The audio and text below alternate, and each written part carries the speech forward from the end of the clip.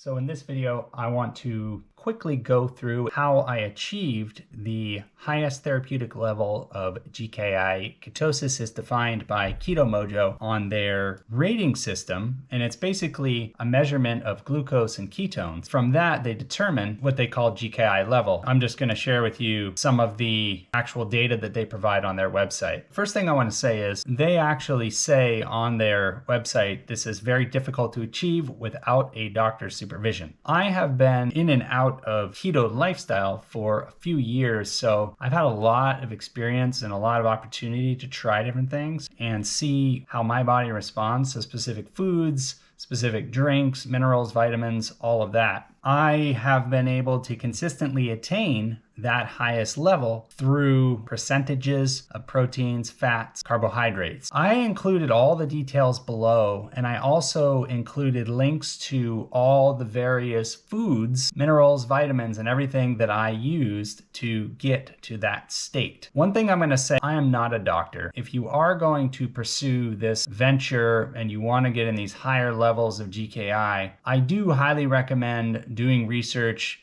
being very smart about it, checking with a medical doctor that you trust on this subject, just to make sure that your body is shaped to do this level of ketosis and the lower glucose levels. For example, I have read anyone with type 1 diabetes or type 2 diabetes, you really have to do your math correct. You have to weigh your food and what you're eating. I was very strict in terms of organic foods, grass-fed, minimally processed, no junk food, whole foods, oils, lots of leafy greens. I highly recommend that. I don't even count the carbs from 5 to 10 cups, dark leafy greens, basically all fiber. I would prefer to have the nutrients and the carbs, even though, one could say it's adding carbs, I still was able to attain that state of ketosis. Obvious that everybody is different, everybody's current weight and height. What I did was include links below to everything that I use, including the testing device, but you're gonna have to find a balance in order to determine the correct percentage and ratios of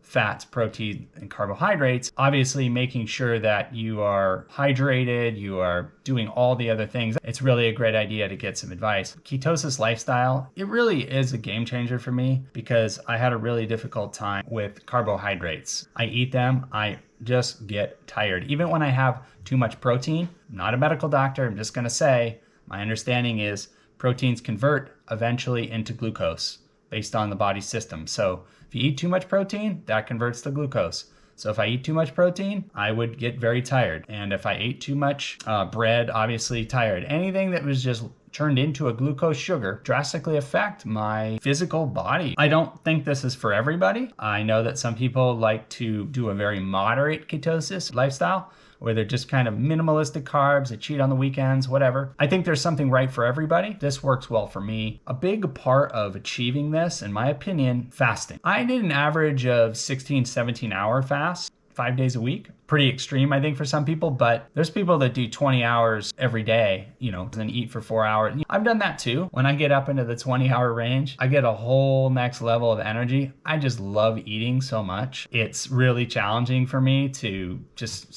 I don't really need to spend that 20, I don't really need to go that 20 hours. I'm in ketosis, I'm burning fat fuel, I have energy. That's optimum for me in terms of if I just wanted precision, but 16 hours works pretty well for me. I'm not really that hungry. I'm barely ever hungry in the morning. It's just, I love eating, so I eat, and then I eat through that window, at 5 a.m. to 1 p.m. window. That may or may not work for you, but I recommend trying different things. If you eat fast food all the time, knock out the fast food. Start there, or even if you love fast food so much, okay, take the bun off the burger and just eat the burger with a fork, with the pickles and everything.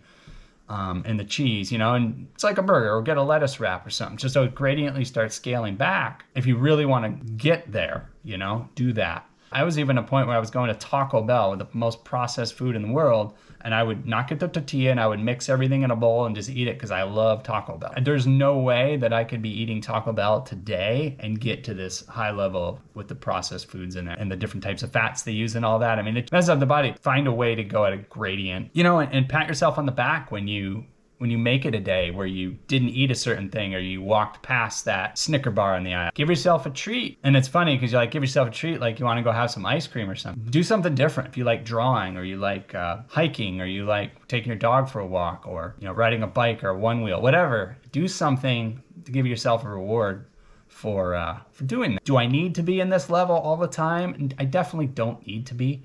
I really wanted to get there, and I wanted to get there in a way that I wasn't like starving myself or anything. I'm taking down 2,500 calories a day. I'm far from starving. It's just the balance and getting it right, working your way to that stricter.